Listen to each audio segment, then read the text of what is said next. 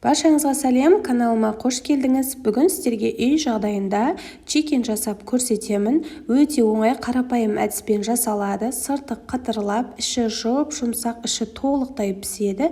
Міндетті түрде жасап көріңіздер.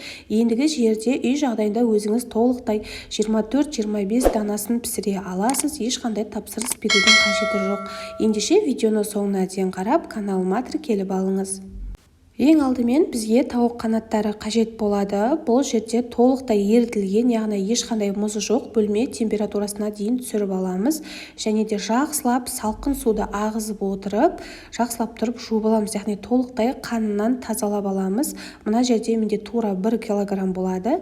Енді осы артық керек емес бөліктерін кесіп, осылай пышақтың көмегімен кесіп алып тастайтын боламыз. Видеода көріп тұрғандарыңыздай осындай шетіндегі қанатын кесіп алып тастаймыз.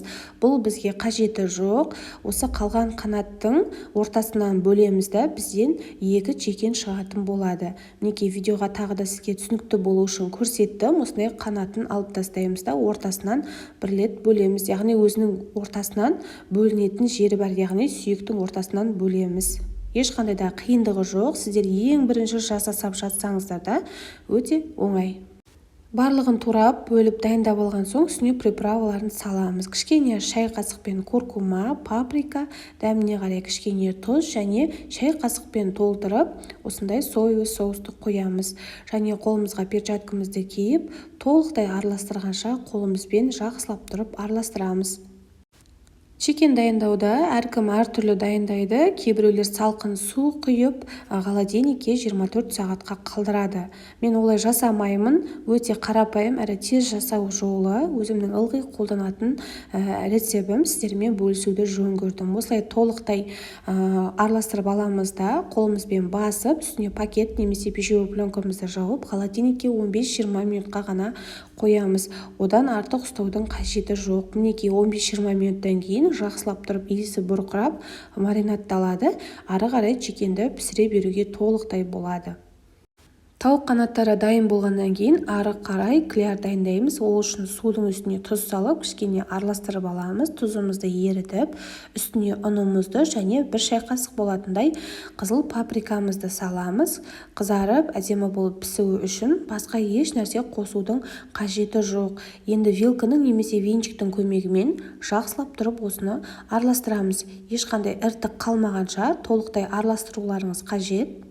Шамамен қою, яғни бір 10-15% қаймақтың қоспасы шығу қажет, яғни осындай қоюлығы сол қаймақ сияқты болу қажет. Мінекей видеода көріп тұрғандарыңыздай ешқандай іртік қалмады. Осымен біздің клярымыз дайын. Ал үшінші кезекте ұнымызды, яғни ұнға аунатып пісіреміз.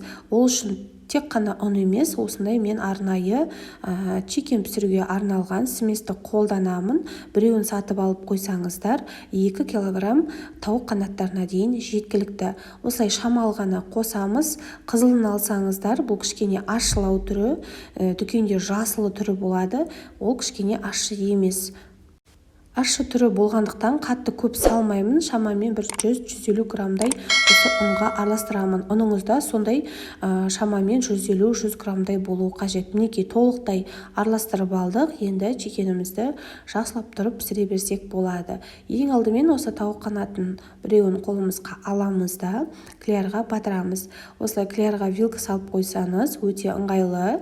Және де осылай бір жақсылап тұрып батырып алғаннан кейін үшінші кезекте жаңағы смеске саламыз, яғни ұнның үстіне салып, абзалы қолыңызбен араластырған өте ыңғайлы. Жақсылап тұрып ұнымызды үстіне жабыстырып, әдемілеп және соңында артық ұндарымызды алып тастаймыз. Мінекей осындай болып шығуы қажет. Және де қызып тұрған майға жақсылап тұрып салып пісіреміз. Міндетті түрде майыңыз толыққанды қызып, өте қатты жоғары температурада болуы қажет. Егерде сіз майыңыз қызбай тауық қанаттарын салатын болсаңыз, ортасы піспей шикі болып қалады. Сондықтан қызып тұрған майға пісіріп аламыз, екі жағын сарғайтып, және піскеннен кейін көріп тұрғандарыңыздай майын артық майда алу үшін құрғақ салфетканың үстіне саламыз. Екінші қалған қанаттарды пісіреміз. Осылай қызып тұрған майдың үстіне бір-біріне жақындатпай толықтай пісіріп аламыз. Мінекей құрметті көрермендерім, сіздерге барлығы түсінікті деп ойлаймын. Қараңыздар, өте әдемі, өте жұмсақ чикендер шықты. Міндетті түрде жасап көріңіздер. Егер де менің видеом ұнаса, менің каналыма тіркеліп, лайк басып, комментарий жазуды ұмытпаңыздар. Толық рецебін дәл осы видеоның астына описание бөліміне жазып қалдырамын. Сол жерден қарасаңыздар болады. Мен сіздерге қазір оның ортасын ашып көрсетемін. Толықтай суығаннан кейін мінекей қараңыздар, ортасы толықтай піседі. Дәл осылай үй жағдайында өздеріңіз жасасаңыздар болады. Өте дәмді болып шығады. Менің отбасыма, балаларыма қатты ұнады. Видеоны соңына дейін қарағаныңызға көп рахмет. Сіздерге ас болсын.